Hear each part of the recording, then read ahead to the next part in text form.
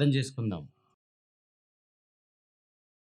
మమ్మల్ని మిక్కిలిగా ప్రేమించిన మా ప్రియ పరలోకపు తండ్రి, నీ మహాకృప చేత మమ్మల్ని అందరినీ కాపాడి, విలువైన నీ మాటలు ఆలోచించే ఈ సమయాన్ని మీరు మాకు అనుగ్రహించినందుకు మీకు కృతజ్ఞతాస్తుతులు తెలియజేసుకుంటున్నాం. దేవా, నీ మహాజ్ఞాన గ్రంథంలో ఉన్న కొన్ని మాటలు తండ్రి, ఇదిగో నెట్ ముందు కూర్చుని వీక్షిస్తున్న నీ పిల్లలందరితో మాట్లాడాలని ఆశపడుతున్నాను. మీ సహాయం అనుగ్రహించమని మనవి చేసుకుంటూ, క్రీస్తు పేర ఈ ప్రార్థన అడిగి వేడుకుంటున్నాం మా ప్రియ పరలోకపు తండ్రి. ఆమేన్. ప్రియమైన దేవుని వర్లారా, ప్రభు పేరట మీకు శుభములు తెలియజేసుకుంటున్నాను. భూలోక నటనకు పరలోక పురస్కారం అనే ఈ శీర్షికలో ఒక్కొక్క విభాగాన్ని మనం ఆలోచన చేస్తున్నాం. తల్లుల పాత్ర, ఉత్తమ తల్లి ఎవరో మనం గతంలో చూసాం. అలాగే ఉత్తమ తండ్రి గురించి కూడా ఎన్నో విషయాలు మనం మాట్లాడుకున్నాం. ఇప్పుడు ఉత్తమ భార్య భర్తలు ఎవరు? మేడ్ ఫర్ ఈచ్ అదర్ ఎవరు అనేది ఈ పాఠ్యాంశాల్లోని మనం ఆలోచన చేద్దాం. దేవుడు ఈ భూమి మీద మనిషిని చేసి తాను కలిగించిన యావత్తు ప్రకృతిని అనుభవించి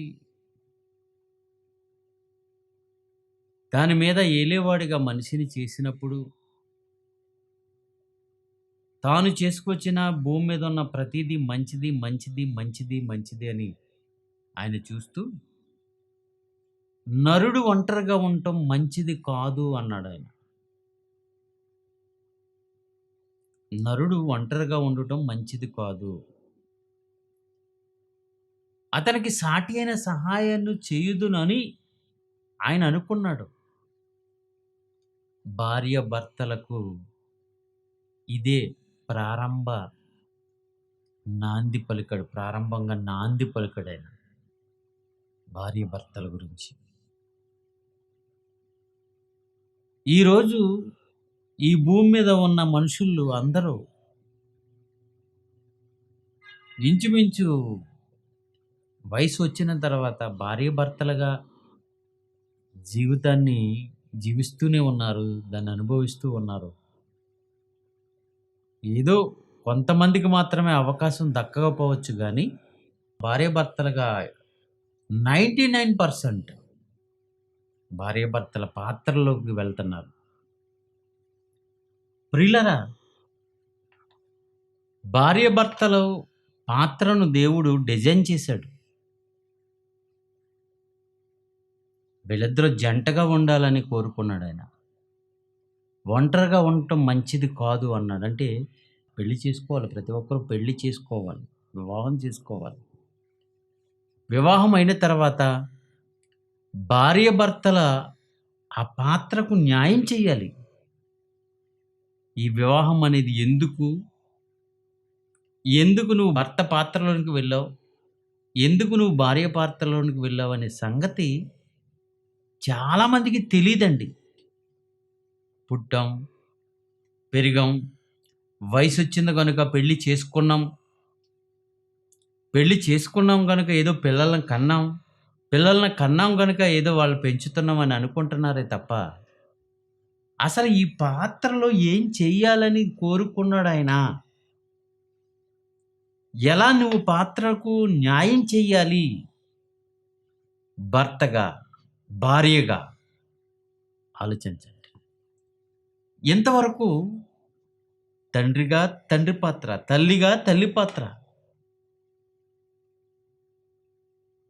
అన్న పాత్ర, తమ్ముడు పాత్ర, ఇవన్నీ సింగిల్గా ఉండేవి. కానీ జంటగా ఉండే పాత్ర ఇది భార్య భర్తల పాత్ర. వాళ్ళిద్దరూ కలిసి చేయవలసింది, వాళ్ళిద్దరూ కలిసిగా జీవించవలసింది, కలిసిగా వాళ్ళ బాధ్యతను నెరవేర్చవలసింది. ఈ భార్యాభర్తల పాత్ర అనేది చాలా ఇంపార్టెంట్ సుమా. శరీర కోరికలు తీర్చుకోవటానికో, ఈ లోక సంబంధంగా ఏదో గొప్పగా చెప్పించుకోవటానికో ఈ పాత్ర లేదండి. ఈ పాత్రను దేవుడు డిజైన్ చేయలేదు. దేవుడు దేవుని ఆలోచనలోంచి పుట్టుకొచ్చింది. మనిషి కోరుకున్నది కాదు ఇది. భార్యాభర్తలు అనేది మనిషి కోరుకున్నది కాదు, దేవుని ఆలోచనలోంచి పుట్టుకొచ్చింది.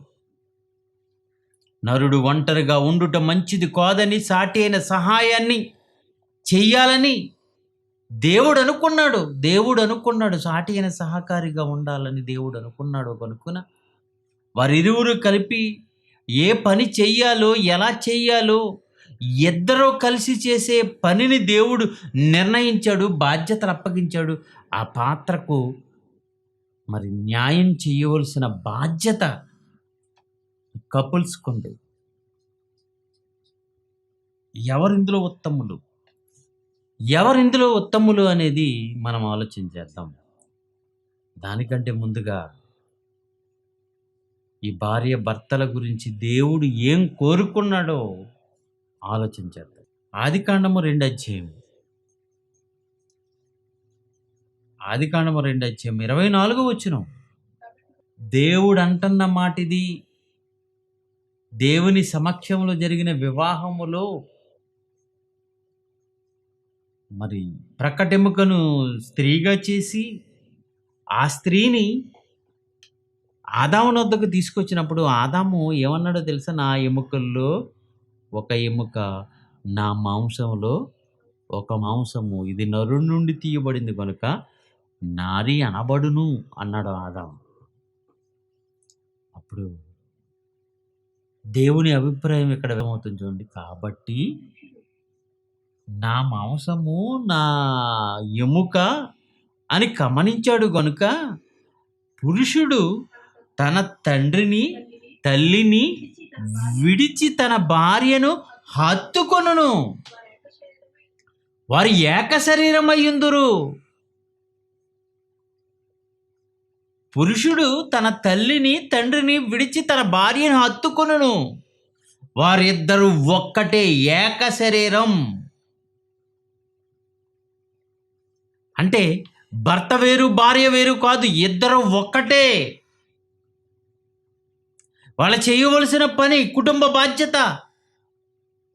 పిల్లల్ని కని వాళ్ళని పెంచి వాళ్ళని ఉన్నతులుగా చేయవలసిన బాధ్యత వాళ్ళకి ఒక పని అప్పగించబడింది కనుక వాళ్ళు ఏక శరీరంగా ఉంటారు. ఒక సెపరేట్ కుటుంబం అది. ఆ కుటుంబానికి యజమానుడిగా భర్త, యజమానురాలుగా భార్య, వారికి పుట్టిన పిల్లలు, ఒక ప్రత్యేకమైన ఫ్యామిలీ. ఇది దేవుడు ప్రారంభ వివాహంలో చెప్పిన మాటిది ప్రియులరా. కాబట్టి పురుషుడు తన తల్లిని తండ్రిని విడిచి భార్యను హత్తుకుంటాడు, వారు ఏక శరీరము ఉంటారు. ఇది దేవుడు అన్న మాట. దేవుని సమక్షంలో మొదటి వివాహములో దేవుడు వ్రాయించిన మాటిది. ఇక యేసు ఏమన్నాడు పెళ్లి గురించి? తండ్రి ఈ ఒక్క శరీరం అని ఆయన చెప్పాడు. మరి యేసుక్రీస్తు వారు ఏమన్నారు? ఆయన కూడా ఏమన్నారో చూద్దాం. చూడు 19వ అధ్యాయం మత్తయి సువార్త 5వ వచనం. మత్తయి సువార్త 19వ అధ్యాయం 5వ వచనం. ఎందు నిమిత్తము పురుషుడు తల్లిదండ్రులను విడచి తన భార్యను హత్తుకొనును, వారిద్దరూ ఏక శరీరమై ఉందురని చెప్పెనని. వారిద్దరూ ఏక శరీరం, నాది అదే. అంటే తండ్రి చెప్పాడు, కుమారుడు కూడా అదే చెప్పాడు. కాబట్టి వారిక ఇద్దరు కాదు, వాళ్ళు ఒక్కటిగా ఉండాలి. వారిద్దరు వేరు శరీరాలు కాదు, ఏక శరీరం. వాళ్ళిద్దరు ఏక శరీరం అంటే ఒక్కటే, ఒక్క కుటుంబం. భర్తని అంటాడు, ప్రతి పురుషుడు తన సొంత శరీరము వలె తన భార్యను ప్రేమించాలి. తన శరీరాన్ని ఎలా చూసుకుంటాడో తన భార్యను కూడా అలాగే చూడాలి. ఇది దేవుని సంకల్పం. అందుకే ఒక్కటే అన్నాడు, భార్య తన శరీరాన్ని ఎలా చూసుకుంటుందో భర్తను కూడా అలాగే చూడాలి. అందరికంటే ఇష్టం, నేను ఎక్కువగా చెప్తుంటాను, అందరికంటే ఎవరంటే ఇష్టం అంటే పలానా అమ్మాయి అంటే ఇష్టం, అబ్బాయి అంటే ఇష్టం, వాళ్ళంటే ఇష్టం, వీళ్ళంటే ఇష్టం అంటారు. కానీ అది అవన్నీ తప్పుడు మాటలు. అందరికంటే ఇష్టం మనమంటే మనకే ఇష్టం. మనల్ని మనం ఇష్టపడినంతగా ఇంకా బయటి వాళ్ళని ఇష్టపడం. పైకి చెప్తుంటారు, అమ్మో ఆయన అంటే నాకు చాలా ఇష్టం అండి, ఆవిడంటే నాకు చాలా ఇష్టం అండి, అబ్బాయి పాప అంటే నాకు చాలా ఇష్టం అండి, బాబు అంటే ఇష్టం అండి, నాకు మా అమ్మ అంటే ఇష్టం అండి, మా నాన్న అంటే ఇష్టం అండి అని చెప్తుంటారు. కానీ నువ్వంటే వాళ్ళకన్నా ఎక్కువ ఇష్టం నీకు. నీ శరీరాన్ని నువ్వు ప్రేమించుకున్నంతగా ఇతరులను ప్రేమించలేవు. ఇది దేవుడు చెప్తున్న మాట. గనుక నీ సొంత శరీరం వల్లే నీ భార్యను ప్రేమించు. నీ సొంత శరీరం వల్లే నీ భర్తను ప్రేమించు. నీ భర్త శరీరం నీ శరీరమే, నీ సొంత శరీరంలా చూసుకోవాలి. నీ భార్య శరీరాన్ని నీ సొంత శరీరంలా చూసుకోవాలి. ఇష్టపడాలి. గనుక యేసుక్రీస్తు అంటాడు, ఇక మీదట వారిద్దరూ కాక ఏక శరీరముగా ఉన్నారు. వాళ్ళిద్దరు వేరువేరు కాదు, ఒకే శరీరం. గనుక దేవుడు జతపరిచాడు. భార్య భర్తలనే ఈ పాత్రలు క్రియేట్ చేసింది దేవుడండి. వివాహాలు జరిగించేది దేవుడు. ఈ జత, మనతోటి జత, భార్య భర్త, ఈ జతనిచ్చింది దేవుడు. నువ్వు సెలెక్ట్ చేసుకున్నావు అనుకోకు. మా నాన్న ఇచ్చాడు, మా అమ్మ ఇచ్చింది, లేకపోతే మా ఫ్రెండ్ ఇచ్చాడు, మమ్మల్ని ఎలా జత చేశారు, లేకపోతే పలానా పాస్టర్ గారు జత చేశారు, పలానా పెద్దల జత చేశారు కాదు. జత చేసింది, జత చేస్తున్నది దేవుడు. యేసుక్రీస్తు అంటున్నాడండి, దేవుడు జతపరిచిన వారిని మనుషులు వేరుపరచకూడదు. దేవుడే జతపరుస్తున్నాడు. నీకు జతనిచ్చింది, జతగత్తెనిచ్చింది, జతగాడినిచ్చింది దేవుడు. దేవా, నాకు జతనిచ్చావయ్యా, ఎందుకు ఇచ్చావు? ఎప్పుడైనా దేవుణ్ణి అడిగావా, ఈ జత ఎందుకు తండ్రి, ఈ జత ఎందుకు ఇచ్చావు నాకు, నా జత ఎందుకు ఇచ్చావు, నా జోడి, ఈ జోడి, డి జోడి అనే ఏదో ప్రోగ్రామ్ వస్తుందని డ్యాన్సులు వేయటానికి, అది అందుకు అది జోడి. నువ్వు డ్యాన్సులు వేయటానికో, నువ్వు నీ ఇష్టానుసారంగా తిరగటానికో, నీ సుఖాలు తీర్చుకోవటానికో కాదు ఈ జోడి. పేరు ప్రఖ్యాతుల కొరకో కాదు ఈ జోడి. దేవుని సంకల్పాన్ని నెరవేర్చటం కొరకే ఈ జోడి, జత. ఇది దేవుడు చేసిన జత. దేవుడు జతపరిచిన వారిని అంటే దేవుడే ఈరోజు వివాహాల ద్వారా వేరువేరుగా ఉన్న స్త్రీ పురుషులను జత చేస్తున్నాడు. అంటే భార్య భర్తలుగా చేస్తున్నాడు. దీనిలో ఆయన పాత్ర ఉంది, ఆయన సంకల్పం ఉంది, ఆయన కోరిక ఉంది, ఆయన ఇష్టం ఉంది. దీన్ని ఎంతమంది గమనించగలుగుతున్నారో, ఎంతమంది దేవుడు నన్ను ఎందుకు జతగా చేశాడు, ఆయనకి ఎందుకు నన్ను జతనిచ్చాడు, ఆమెకెందుకు నన్ను జతనిచ్చాడు అని జత కలిసిన ఏ జంటైనా, మన జంట ఎందుకు ఇలా మనమిద్దరము ఒక్కటిగా ఉండాలి, దేవుడు ఎందుకు మనల్ని ఇద్దరిని ఒక్కటిగా చేశాడని ఏ జంట ఆలోచిస్తుంది చెప్పండి ప్రియమైన దేవుని పిల్లలారా. చెప్పండి. జత దొరికిందని ఇష్టానుసారంగా ప్రేమ పావురాల్లో ఎగిరిపోవాలనుకుంటున్నారు చాలామందిని. ఆ జతలో తమ కోరికలు తీర్చుకోవాలని తమ ఇష్టానుసారంగా ప్రవర్తించాలని అనుకుంటున్నారు. ఆ కోరిక తీరనప్పుడు, తమ ఇష్టం నెరవేరనప్పుడు ఎంత ఇష్టపడి పెళ్లి చేసుకున్నారో మళ్ళీ అంత స్పీడ్‌గా విడిపోవటానికి ప్రయత్నం చేస్తున్నారు. కారణం ఏంటో తెలుసా? జత కలిపిన దేవుని సంకల్పం ఈరోజు జంటలకు తెలియలేదండి. జంటలకు తెలియలేదు. దేవుడు జతపరిచిన వారిని మనుషులు వేరుపరచకూడదని చెప్పెను. దేవుడు జతపరిచాడు ఆయన్ని. ఆ జంటను దేవుడు జతపరిచాడు. చాలామందినండి జంటలను విడదీసేవాళ్ళు ఉన్నారు. పెళ్లి చేసుకున్నారు కదరా నాన్న, ఎందుకు విడిపోయారని అడిగితే ఏం చెప్పమంటారండి, మా అత్తగారు వాళ్ళు విడిపోయినండి అంటున్నాడు ఒక అతను. ఆమె ఉంది, భర్త కాపురం చేయనివ్వదు. మరి ఇంకొక అమ్మాయి అంటుంది, మా ఆయన మంచోడే కానీ మా అత్తగారు మమ్మల్ని ఇద్దరిని కలవనివ్వట్లేదండి. ఎవరో మనుషులు, ఎవరో వ్యక్తులు, ఎవరెవరో వచ్చి ఈ జంటల మధ్య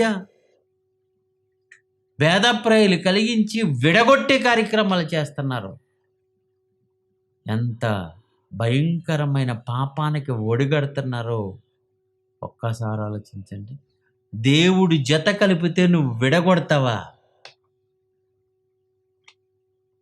యేసుక్రీస్తు అంటున్నాడు, దేవుడు జతపరిచిన వారిని మనుషులు వేరుపరచకూడదు. అమ్మ, దేవుడు జత కలిపాడు, ఈ జంటను దేవుడు జత కలిపాడు, మనం ఇన్వాల్వ్ అవ్వకూడదు, మనం వెయిట్ చేయకూడదు. అరే, నీ భార్యకు విడాకులు ఇచ్చారా? ఒక అతను అంటున్నాడు వాళ్ళ అబ్బాయితో, విడాకులు ఇచ్చారా దానికి? అమ్మా, నీ భర్తను వదిలిపెట్టాయి. ఏంటండి కలిపింది దేవుడని తెలియట్లేదా? నీ అంతటా నువ్వే కలుసుకోలేదే.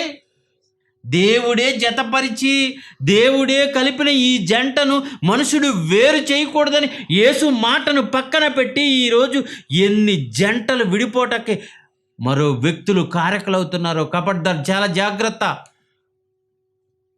విడగొట్టకండి భార్య భర్తల్ని. దేవుడు ఎందుకు జతన కలిపాడో చివరి వరకు వాళ్ళ మీద ఉన్న బాధ్యత ఏంటో వాళ్ళకి చెప్పండి. వీలైతే కష్టాలు, కన్నీళ్ళు, వేదనలు ఎన్నో ఉంటాయి. నేను పెళ్లి చేసేటప్పుడు అండి వాస్తవం చెప్తుంటానండి పిల్లలకి. పెళ్ళంటే చాలా ఆలోచిస్తారు వీళ్ళు, ఎన్నో ఊహలు, ఎన్నో కళ్ళలు కంటుంటారు. అమ్మాయి అయినా అబ్బాయి అయినా పెళ్లి గురించి చాలా కళ్ళలు కంటుంటారు. చాలా బాగుంటుంది అనుకుంటారు, కానీ పెళ్ళి అనేది చాలా కష్టం, బాధ్యత, భారం.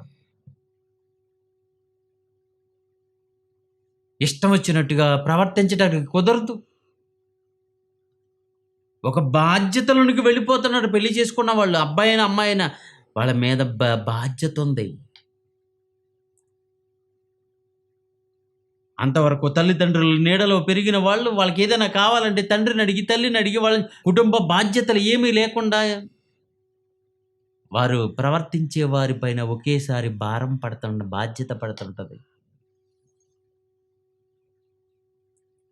ఒక అబ్బాయి తను కష్టపడి సంపాదించిన దాంట్లో తన ఇష్టానుసారంగా, పెళ్ళి అవ్వకముందు తన ఇష్టానుసారంగా తన ఖర్చు పెట్టుకునేవాడు. కానీ పెళ్ళైన తర్వాత తన భార్యకు ఖర్చు పెట్టాలి, పోషించాలి, సంరక్షించాలి. ఒక అమ్మాయి అమ్మ వండి పెడితే తినేసేది, ఫ్రెండ్స్తో కూర్చుని కాలక్షేపం చేసేది, కాలేజీకి వెళ్ళి వచ్చేది, భారం ఉండేది కాదు. పెళ్ళయింది, భర్తకు వండి పెట్టాలి, భర్త బట్టలు ఉతకాలి, భర్తకు అన్ని కార్యక్రమాలు చేయాలి.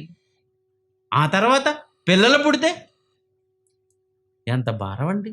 ఆ పిల్లలను పెంచే భారం తండ్రికి అయితే, ఆ పిల్లలకు సేవ చేసే భారం భార్యది. పిల్లల కొరకు పత్యాలు చేయాలి, పిల్లల కొరకు ఆలోచించాలి, పిల్లల కొరకు నువ్వెప్పుడు చేయలేని పనులు చేయాలి. ఆపరేషన్లు చేయించుకుంటున్నారు చాలామంది, పొట్ట కోయించుకుంటున్నారు బిడ్డ కొరకు. ఏవండి ఎంత భారం అండి. కంఠం ఒక ఎత్తు అయితే వాళ్ళని పెంచటం మరొక ఎత్తు. చాలా భారం అండి ఇది. చాలా భారం అండి. చిన్న పిల్లల దగ్గర నుంచి వాళ్ళు ఎదిగేంత వరకు, వాళ్ళ కాళ్ళ మీద నిలబడేంత వరకు, వాళ్ళనొక ఇంటి వారిని చేసేంత వరకు తల్లిదండ్రులు ఎంత బాధ్యత వహించాలో తెలుసా? భార్యాభర్తలు పాత్ర అండి అది. దాన్ని చెయ్యాలి. కనుక యేసుక్రీస్తు అంటున్నాడు, తల్లిని తండ్రిని విడిచి తన భార్యను హత్తుకుంటాడు, వారిద్దరూ ఏక శరీరమై ఉంటారు. దేవుడు జతపరిచిన వారిని మనుషుడు వేరు చేయకూడదన్నాడు. తండ్రి అలాగే పలికించాడు. అదే మాట కుమారుడు చెప్పాడు. అదే మాట పరిశుద్ధాత్మ ప్రేరణలో మరి అపోస్తుడైన పౌలు ఏమంటున్నాడు చూడండి. పరిశుద్ధాత్ముడు చెప్పిస్తున్న మాట ఇది. ఎఫెసీయులకు రాసిన పత్రిక 5:31 ఎఫెసీయులకు రాసిన పత్రిక 5:31 ఈ హేతువు చేత పురుషుడు తన తల్లిని తండ్రిని విడచి తన భార్యను హత్తుకొనును, వారిద్దరూ ఒక్కటే.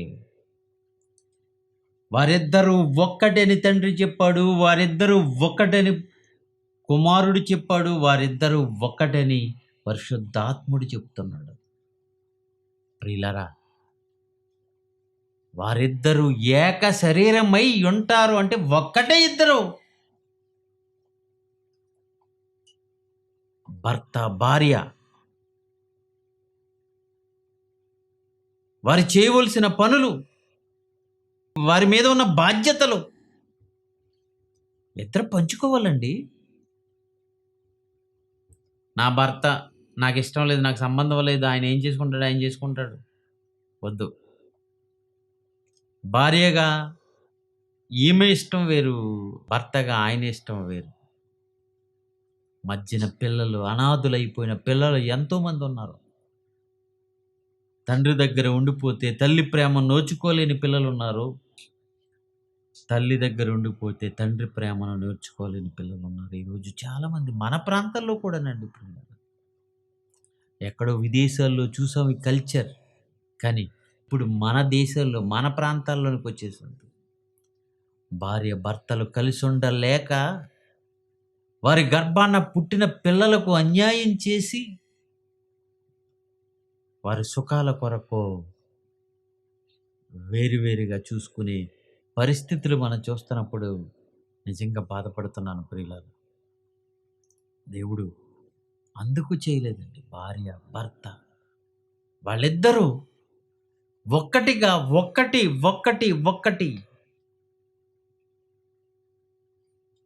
కలిసి ఉన్నంత వరకు, బ్రతికున్నంత వరకు భార్య భర్తలు ఇద్దరు ఒక్కటిగా ఉండవలసిన వారై ఉండగా ఏం చేస్తున్నారు ఈరోజు భార్య భర్తల కేసులేనండి కోర్టుల్లో. తెలుసా మీకు? ఎక్కువ కేసులు భార్య భర్తల కేసులు. విడాకులు కావాలని ఒకరు, మెయింటెనెన్స్ కావాలని ఒకరు, భర్త ఆస్తి నాకు కావాలని మరొకరు, నా భార్య నుంచి నాకు విడుదల కల్పించండి అని మరొకరు.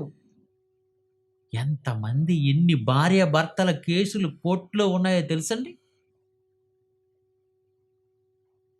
దేవుని సంకల్పం అంతా దెబ్బతింటుంది ఇలాంటి వారి వలన.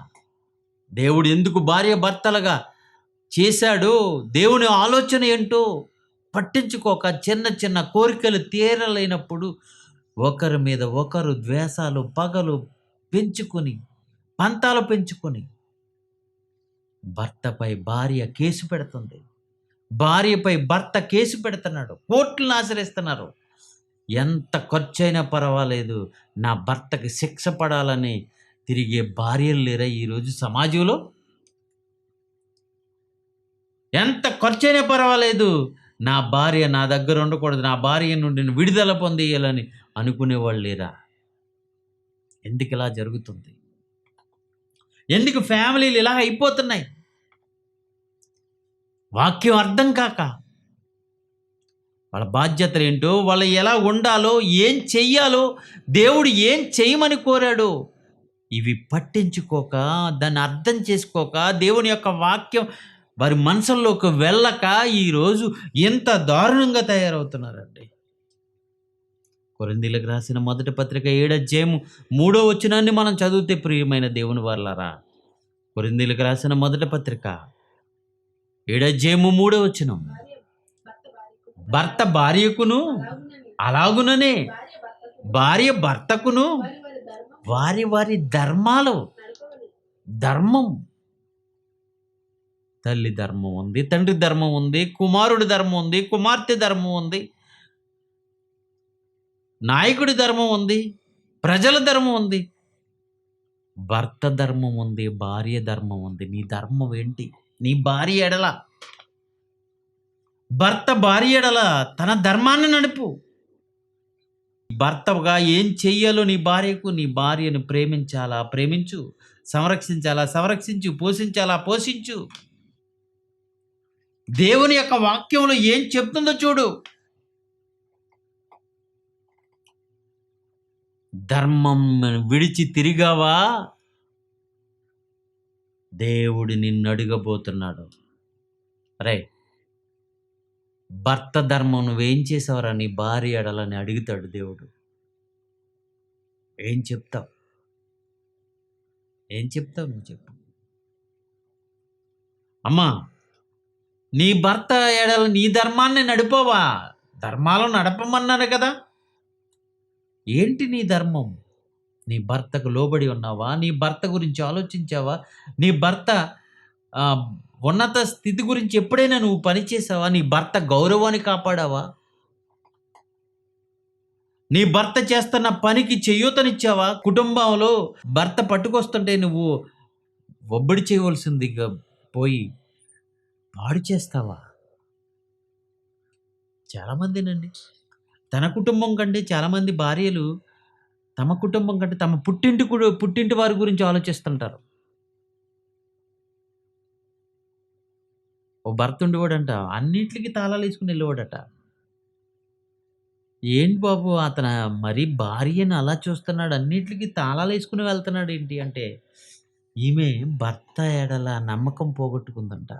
ఏంటంటే, ఏరా నాన్న అలా చేస్తున్నావంటే పెద్దలు అడిగితే, మీకేం తెలుసండి, నేను బయటికి వెళ్ళినప్పుడు వాళ్ళ పుట్టింటి వాళ్ళు ఎవరైనా వచ్చారనుకోండి, ఇంట్లో మాకని తెచ్చుకునేవన్నీ వాళ్ళ పుట్టింటికి పంపించేస్తుందండి ఈవిడ.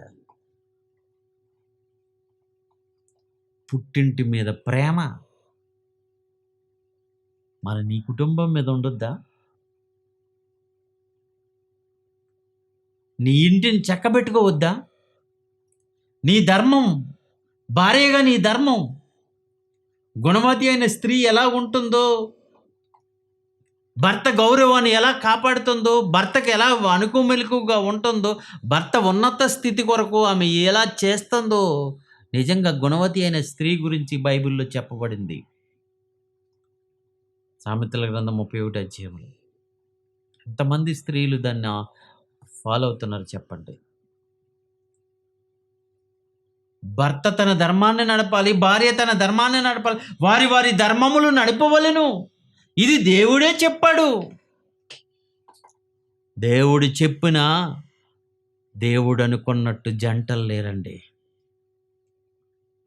దేవుని చేత మెప్పు పొందించిన మంచి జంటలు ఎవరున్నారు ఈ సమాజంలో అని చూస్తుంటే అక్కడక్కడక్కడక్కడ తప్ప కనమవాళ్ళు దేవుని దృష్టిలో ఈ మంచి జంటలుగా లేరండి. భర్త ఏమైపోయినా పర్లేదు, పిల్లలు ఏమైపోయినా పర్లేదు, లోకం ఏమైపోయినా పర్వాలేదు, దేవుని సంకల్పం ఏమైపోయినా పర్వాలేదు, నా పంతాన్ని నెరవేర్చుకోవాలనుకునే భార్యలను చూస్తున్నప్పుడు బాధేస్తుంటుందండి నాకు. పెళ్లి చేయాలంటే భయం వేస్తుంటుందండి ఒక్కొక్కసారి. అన్నయ్య తప్పనిసరిగా మీరు పెళ్లి చేయాలి, మీరే చేయాలి అని పిల్లలు పట్టుపడుతుంటారు. పెళ్లి చేసిన తర్వాత వాళ్ళు విడిపోతేనండి, పెళ్లి చేసిన ఆయనకి బాగోతండి అసలు. నేను చేసిన పెళ్ళిళ్ళు ఒకరిద్దరు కేసులు పెట్టుకున్నారండి. అందులో నేను పోలీస్ స్టేషన్‌లకి తిరగవలసి వచ్చింది. వాళ్ళిద్దరిని కలపటం కొరకు. తలపోటండి అది. అందుకే ఎవరైనా పెళ్లి చెయ్యండి అని అడిగినప్పుడు కొంచెం భయపడుతూనే డేట్ ఇస్తుంటానండి. మన పిల్లలు అనేటప్పటికి అన్నయ్య మీరే చెయ్యాలి. పెద్దగా మీరున్నారు యూనివర్సిటీలో. మీరు చెయ్యాలి అన్నయ్య, మీరు చెయ్యాలి అన్నయ్య అని ఎక్కువ మంది నన్ను రిక్వెస్ట్ చేస్తుంటారు. పిల్లల్ని కాదనలేక వెళ్తుంటానే తప్ప ఒక్కొక్కసారి జరుగుతున్న పరిస్థితులను చూసి భయమేస్తుంటదండి. అందుకే నేను ఆ పెళ్ళిల్లో ఖచ్చితంగా చెప్తుంటాను. ప్రమాణం చేయిస్తుంటాను. విడిచిపెట్టకూడదు. కష్టాలు, కన్నీళ్ళు ఎలాంటి ఇబ్బందులొచ్చినా మీరు కాపురం చేసుకోవాలి. దేవుని కొరకు, దేవుని సంకల్పం నెరగాలని ఎక్కువగా చెప్తుంటానండి భార్యాభర్తలకు. ప్రియమైన దేవుని పిల్లలారా ఆలోచించండి. కొలసీలకు రాసిన పత్రిక 3 అధ్యాయము 18 వచనం, 19 వచనం చదువుదాం. కొలసీలకు రాసిన పత్రిక 3 అధ్యాయము 18, 19 వచనాలు. భార్యలారా, భార్యలకు చెప్తున్నాడు. భార్యలారా మీ భర్తలకు విధేయత చూపండి. విధేయత, ఒబీడియన్స్ ఎక్కడుంది చెప్పండి? దేవుడు చెప్పిన సంకల్పం, దేవుడు చెప్పిన విధంగా ఎంతమంది భార్యలు తమ భర్తలకు విధేయత కలిగి ఉన్నారు? ఒక రకంగా చెప్పాలంటే లోబడాలి. భర్తకు లోబడే వాళ్ళు ఎవరున్నారండి? ఎవరైనా వచ్చారనుకోండి, భర్త మాట్లాడుతుంటారండి, భార్య మధ్యలో ఎంటర్ అయిపోతుంటది. ఒకసారి నేను ఫ్యామిలీతో మాట్లాడుతుంటే, నేను మీ ఆయనతో మాట్లాడుతున్నానమ్మా, నీతో కాదన్నాను నేను. అలా అనవలసి వచ్చింది. నిన్నెవరు అడిగారు? మీ ఆయన్ని అడుగుతున్నాను. ఆయనకి తెలీదండి. ఆయనకి అన్నీ తెలియవండి. నేను చెప్తున్నాను కదండి అంటుంది. నాకు చాలా కోపం వచ్చిందండి అప్పుడు. అంటే భర్తను డమ్మీ చేసేసింది. భర్తను డమ్మీ క్యాండిడేట్. నాది, నేను రింగు తిప్పుతాను చూడు. ఫ్యామిలీని తప్పుదారి పట్టించడానికి ప్రయత్నాలు చేస్తున్నారండి. ప్రోటోకాల్, దేవుడిచ్చిన ప్రోటోకాల్. దేవుడు తర్వాత క్రీస్తు, క్రీస్తు తర్వాత భర్త, భర్త తర్వాత భార్య. భార్యకు శిరస్సు భర్త అయితే, భర్తకు శిరస్సు క్రీస్తు అయితే, క్రీస్తుకు శిరస్సు దేవుడు. ప్రోటోకాల్ అండి, దేవుడిచ్చిన ప్రోటోకాల్ ఇది. చాలామంది ప్రోటోకాల్ని పాటించారండి. కొంతమంది రాజకీయంలో ఇది మస్ట్ అండ్ షుడ్గా పెట్టుకున్నారు. ప్రోటోకాల్ పాటించాలి ఖచ్చితంగా. అతని స్థానం ఏంటి? అతను ఎవరి వరకు వెళ్ళాలి? అక్కడి వరకు వెళ్ళాలి. అక్కడి నుంచి పై ఆయనకి చెప్పాలంటే నీ పై ఆయనకి చెప్పాలి. ప్రోటోకాల్ అండి ఇది. తండ్రి గారు బైబిల్ ఓపెన్ యూనివర్సిటీలో ఖచ్చితంగా ఈ మాట చెప్తుంటారండి, ప్రోటోకాల్ పాటించండి. కోఆర్డినేటర్ ప్రిన్సిపాల్ దగ్గరికి వెళ్ళాలి సమస్య వచ్చినప్పుడు. ప్రిన్సిపాల్ అడిషనల్ డిప్యూటీ డైరెక్టర్ దగ్గరికి రావాలి. అడిషనల్ డిప్యూటీ డైరెక్టర్ దగ్గర ఆయన డిప్యూటీ డైరెక్టర్ దగ్గరికి తీసుకురావాలి. డిప్యూటీ డైరెక్టర్ పిఏటి డైరెక్టర్ దగ్గరికి తీసుకురావాలి. అప్పుడు పిఏటి డైరెక్టర్ గారికి ఇంటిమేషన్ ఇస్తారు. ఇది ప్రోటోకాల్. చాలామంది పిల్లలు ఈ ప్రోటోకాల్ని పాటించట్లేదు. డైరెక్ట్గా డైరెక్టర్ గారి దగ్గరికి, జాయింట్ డైరెక్టర్ దగ్గరికి, డైరెక్ట్గా డిప్యూటీ డైరెక్టర్ దగ్గర, మా దగ్గరికి, ప్రిన్సిపాల్ని, కోఆర్డినేటర్ని, ఏమండి అడిషనల్ డిప్యూటీ డైరెక్టర్ని పక్కన పెడుతున్నారు. ఇది ప్రోటోకాల్ కాదు. ఇక్కడ కుటుంబ వ్యవస్థ కూడా ప్రోటోకాల్ ఉంది. కుటుంబానికి యజమానుడు భర్త. ఏమంటున్నాడు ఇక్కడ? భార్యలారా మీ భర్తలకు విధేయులై ఉండండి. ఇది ప్రభువును బట్టి మంచిది. ప్రభువును బట్టి జారీ చేసిన ఆజ్ఞ ఇది. నీ భర్తకు విధేయురాలుగా ఉంటున్నావా లేదా? ఓ భార్య చూసుకో, నీ భర్తకు విధేయురాలుగా ఉంటున్నావా నువ్వు? నీ భర్త చెప్పింది వింటున్నావా నువ్వు? భార్య భర్తల రేసులో చాలామంది జంటలు మనకు రాబోతున్నారు. వాళ్ళందరూ దేవుడు చెప్పినవి పాటించారండి. వాళ్ళు భర్తలకు లోబడ్డారు. భార్యలు భర్తలను ప్రేమించారు. బా బా బా భర్తలను ప్రేమించారు, భర్తలకు విధేయులై ఉన్నారు. భర్తలు భార్యలను ప్రేమించారు, పోషించారు, సంరక్షించారు, వాళ్ళ గురించి ఆలోచించారు. భార్యలారా, మీ భర్తలకు విధేయులై ఉండండి, ఇది ప్రభువును బట్టి యుక్తమై మంచిది. ప్రభువును బట్టి యుక్తమై ఉన్నది. భర్తలారా, భర్త భార్యను ప్రేమిస్తున్నావా? క్రీస్తు సంఘాన్ని ప్రేమించాడు. భార్య అనే సంఘాన్ని ప్రేమించాడు, సంరక్షించాడు, పోషించాడు. దాని కొరకు తన ప్రాణాన్ని పెట్టడానికి ఇష్టపడ్డాడు ఆయన.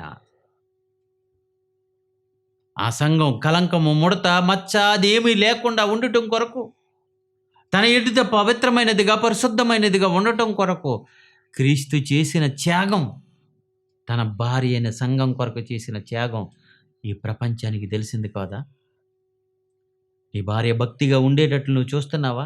నీ భార్య ఒకవేళ కొండగత్తి అయి ఉంటే నీ భార్యను మంచిగా చేసుకోవటానికి మంచివాడవైన నీవు ఏం చేస్తున్నావు? భార్యను ప్రేమించడం అంటే ఐ లవ్ యూ అని డైలాగులు చెప్పడం కాదయ్యా. ప్రేమించడం అంటే శరీర సంబంధమైన కోరికను తీర్చుకోవడం కొరకే ఆ ప్రేమను ఉపయోగించకూడదయ్యా. ప్రేమించటం అంటే అన్ని ప్రేమలు ఉన్నాయి. ఏమున్నది? ప్రేమ ఉప్పొంగదు, ప్రేమ అమర్యాదగా ప్రవర్తించదు, ప్రేమ డంబంగా ప్రవర్తించదు, ప్రేమ స్వప్రయోజనం కోరుకోదు. ప్రేమ అపకారాన్ని మనసులో ఉంచుకోదు. ఎన్ని క్వాలిటీస్ అండి ప్రేమ గురించి చెప్పాడు. భార్యను ప్రేమించిన భర్త, లోబడే భార్య, ప్రేమించే భర్త, వీళ్ళిద్దరూ ఈ విధంగా వారి ధర్మాల్లో నడపగలిగితే దేవుని దృష్టిలో అది మేడ్ ఫర్ ఈచ్ అదర్. ఇద్దరు ఒకరికొకరు గొప్ప జంట, మేడ్ ఫర్ ఈచ్ అదర్గా ఉంటారు. ప్రియమైన దేవుని పిల్లలారా, చదువమ్మా. భర్తలారా, మీ భార్యలను ప్రేమించండి, వారిని నిష్ఠూర పెట్టకండి. భార్యను నిష్ఠూర పెట్టకండి, బాధ పెట్టకూడదు. ఇది భర్త చేయవలసిన బాధ్యత. తీతుకు రాసిన పత్రిక 2వ అధ్యాయము, 2వ అధ్యాయము 4వ వచనం. తీతుకు రాసిన పత్రిక 2వ అధ్యాయము 4వ వచనం. యవ్వన స్త్రీల గురించి చెప్తున్నాడు. ఎవరు లోబడతారంటండి? యవ్వన స్త్రీలు తమ భర్తలకు లోబడి ఉండి తమ భర్తలను, శిశువులను ప్రేమించువారును.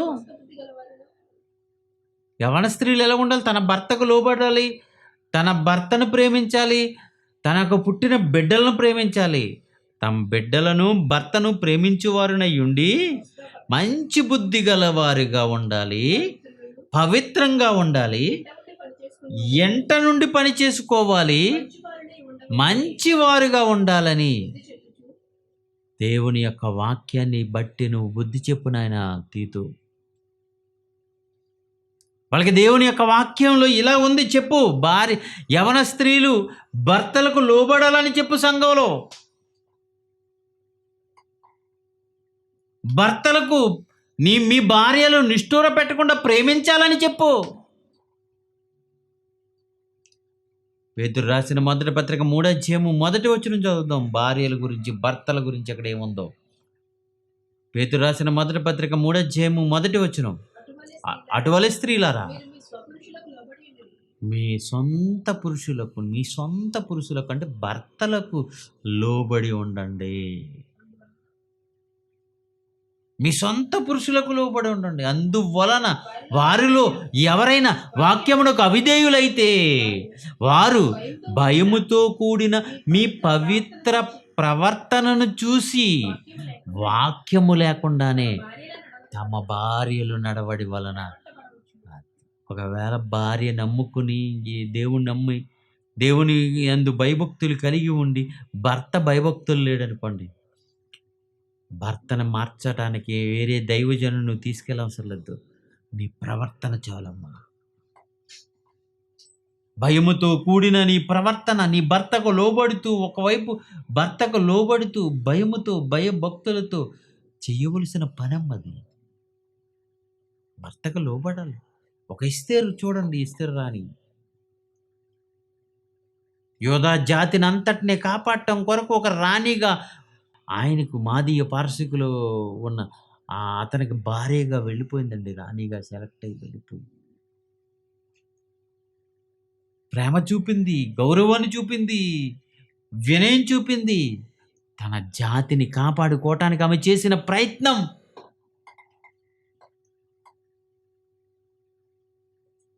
చూసారా, ఫలించింది.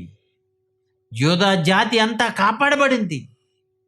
ప్రియులారా, ప్రియమైన దేవుని పిల్లలారా, నీ భర్తను కాపాడవలసింది నీవే. నీ భర్త ద్వారా అనేక దేవుని సేవా కార్యక్రమాలు చేయించవలసింది భార్య. చాలామంది తమ్ముళ్ళు చెప్తుంటారు, అన్నయ్య నేను ఈరోజు మారానంటే నా భార్య వల్లే అన్నయ్య. ఈ జ్ఞానం నా భార్య వల్లే నేర్చుకున్నాను. నా భార్య మొదటిగా నన్ను మార్చింది కనుక ఈరోజు నేను ఎంత గొప్పగా సేవ చేయగలుగుతున్నాను. భార్యలు ఇచ్చే సహకారం అంతా ఇంత కాదండి.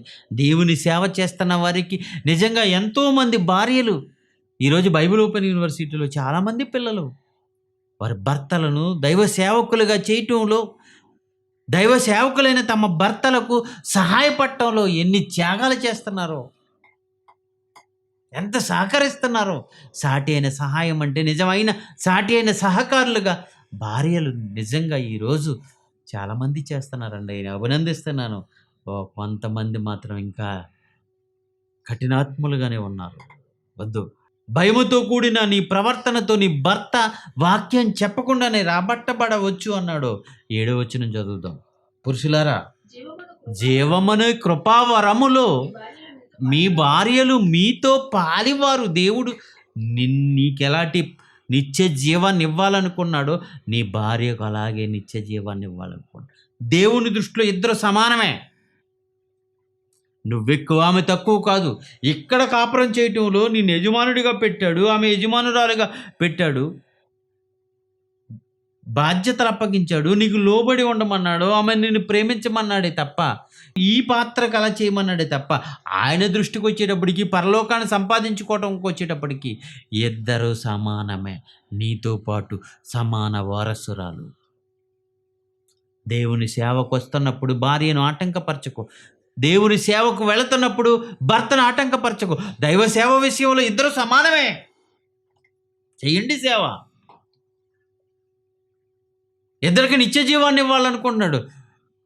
కాబట్టి పురుషులారా, జీవమనే కృపావరములో మీ భార్యలు మీతో పాలువారై ఉన్నారని ఎరిగి, వాళ్ళ దేహం బట్టి చూస్తే కొంచెం బలహీనత ఉంది వాళ్ళకి. భార్యలకు ఏమండి, స్త్రీలకు కొంచెం బలహీనత ఉంటుంది. ఏంటో బలహీనత, శరీర సంబంధంగా బలహీనంగా ఉంటారు. ఒక్కొక్కసారి ఆత్మ సంబంధంగా కూడా బలహీనంగా ఉంటారని బైబిల్ చెప్పింది. ఇది ఖచ్చితంగా మరి స్త్రీలు ఒప్పుకోలేం. మేమెందులో తక్కువ అనకు. ఇంకా మొదట ఆదాము మోసపరచబడలేదు, కానీ అవ్వ మోసపరచబడింది.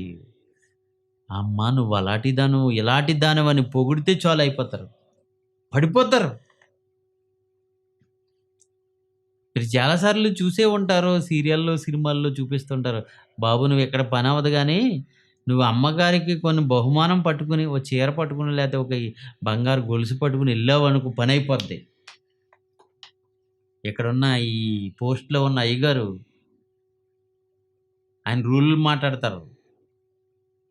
మరి అక్కడికి వెళ్ళావనుకో, నువ్వు ఇచ్చే బహుమానం బట్టి చూసి ఆమె పడిపోద్ది. ఈయన పడ్డు, ఈయన లొంగడు, ఆమె లొంగిపోద్ది. అందుకని చాలామంది ఇండైరెక్ట్గా ఇంటికాడ ఉన్న అమ్మగారుల దగ్గర వెళ్ళిపోయి వాళ్ళ చేత ఈయనకి రికమెండ్ చేయిస్తుంటారు. సాతానుగాడు చేసిన పని కూడా అదే ఫస్ట్. ఫస్ట్ ఆదాము దగ్గరికి వచ్చి ట్రై చేసాడు, అవ్వలేదు. నిన్ను ఎలా పడేయాలో నాకు తెలుసురా, వెళ్ళాడు. ఇద్దరు కలిసి లేనప్పుడు ఒక్కటే ఉన్నప్పుడు వెళ్ళాడండి. అమ్మా, ఈ పండు తిన్నావా దేవునిలా అయిపోతావు నువ్వు, వాళ్ళతో సమానం అయిపోతావు నువ్వు, అందుకే తినొద్దన్నాడు ఆయన. నువ్వు తిను, దేవునంతటి వాడివైపోతావు, దేవునిలా అయిపోతావు, దేవతల వలె మారిపోతారని ఆయనకి తెలుసు అనగానే దెబ్బకు పడిపోయిందండి. టక్కన కోసుకున్నది, తిన్నది, భర్త కట్టుకొచ్చి ఇచ్చింది, తినిపిచ్చేసి ముందు తిన్నన్న భర్త ఇదిగో భార్య ఇచ్చేటప్పటికి తినేశాడు. ప్రియులారా, దేవుడు భార్య భర్తలుగా దేవుడు ఒకరికొకరు సహకరించుకోమన్నాడు. దైవ కార్యక్రమంలో, దేవుని కార్యక్రమంలో సాటి అయిన సహకారిగా ఉండాలి తప్ప, లోకంలో ఉన్న నీవు దేవుని సంకల్పాన్ని నుంచి తప్పించటానికి నీ భార్య ఉండకూడదు. దేవుని సేవను చేయకుండా చెడగొట్టేదిగా నీ భార్య ఉండకూడదు. యోబు భార్య దేవుణ్ణి దూషించమంటుంది. అలాంటి భార్యలు ఎంతమంది ఉన్నారు ఈరోజు చెప్పండి. ప్రియమైన దేవుని పిల్లలారా, ఆదర్శవంతమైన జంటలు, ఎన్నో జంటలు మీ ముందు ఉంచుతానండి వచ్చే ఎపిసోడ్లో. వాళ్ళు భార్య భర్తలుగా వాళ్ళు చేసిన త్యాగాలు, వాళ్ళ పడిన కష్టాలు, దేవుని కొరకు భార్య భర్తలుగా ఆ జంట సమర్పణ చేసుకునే విధానం, దేవుని దృష్టిలో ఎవరు ఉత్తములు చూద్దాం. ఒక్కసారి నామినేషన్స్ చూద్దాం.